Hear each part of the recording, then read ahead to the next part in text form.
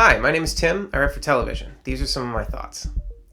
If you're anything like me, you've noticed a trend over the last couple decades that's kind of annoying.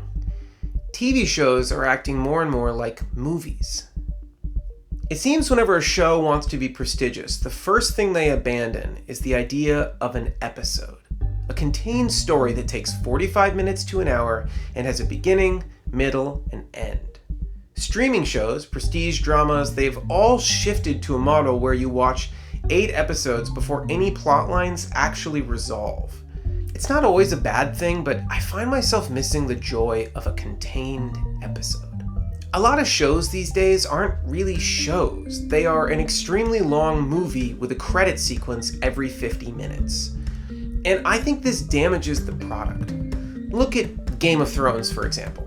I know the show has been dragged over the coals for its last few seasons, but I think the problem started a lot earlier. If you imagine the moments from Game of Thrones that really stick in your mind, you're not actually imagining a whole episode. Take, for example, the Red Wedding, or the Purple Wedding, or the Sand Snake fight. These moments are big, and they're epic, and they're buzzy, and people talk about them for days, weeks, years. But what a lot of people forget is that those moments are essentially the last 20 minutes of an episode that had nothing to do with that plot. That's the crazy thing about Game of Thrones, is that it's essentially 18 different stories that have been chopped up and then sort of thrown over a mat. Now, of course, these new kind of shows come with a trade-off. Their severely mangled storytelling is offset by huge movie-level production values. So while I pine for the way we used to tell stories, I admit they didn't look great.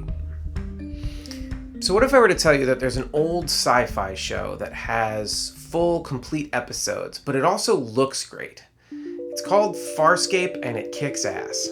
Farscape is a grand space opera about a human astronaut who gets sucked through a wormhole and winds up traveling with a bunch of alien fugitives, embroiled in an intergalactic war.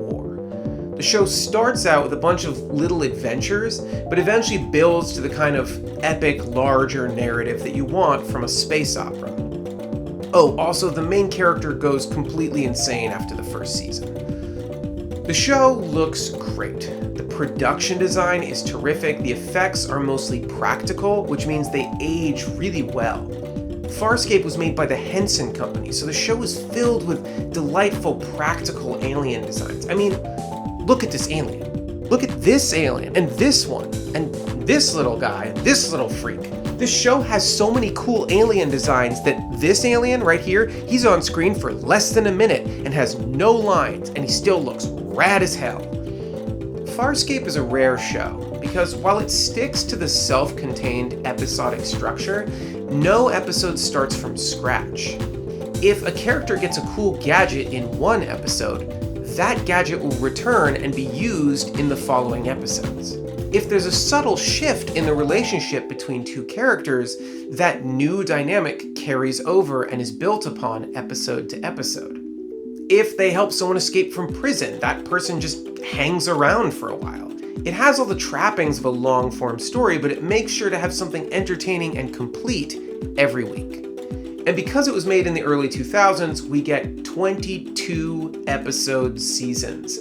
No longer must you live under the oppressive yoke of shows that are only 8 episodes and make you wait 2 years between seasons. Farscape is like a vault full of goodies. Also, and I can't stress this enough, the show is nasty. It's filled to the brim with piss, farts, and puke. The show goes out of its way to spray every kind of fluid on every character. The hell is this? Heat deflecting paste. You'll burn up in there without it. Smells like puke. I pre-digested it to increase its potency. It's puke! The show is raunchy, equal parts sexy and disgusting. It's rude and weird and delightfully stupid. It's also deeply experimental.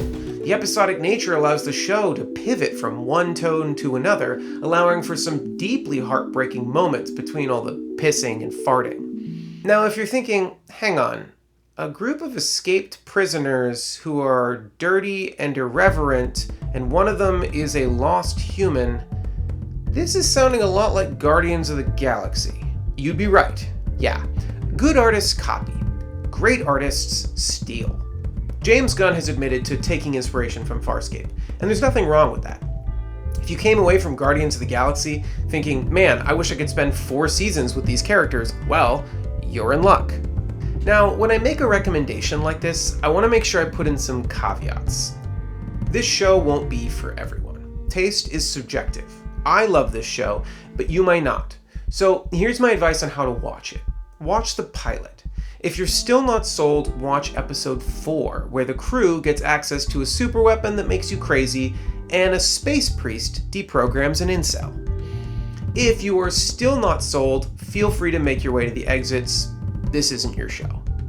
For everyone else, enjoy, and don't look up anything online. Despite how silly and frivolous the episodes are, the show actually does build up to some really big, epic moments and some genuinely surprising twists, so the less you know, the better going in. I've tried to give you just enough to whet your appetite, but I'm not spoiling any major plot details. So, that's Farscape, the best sci-fi show made in the 2000s. Suck it, Battlestar Galactica.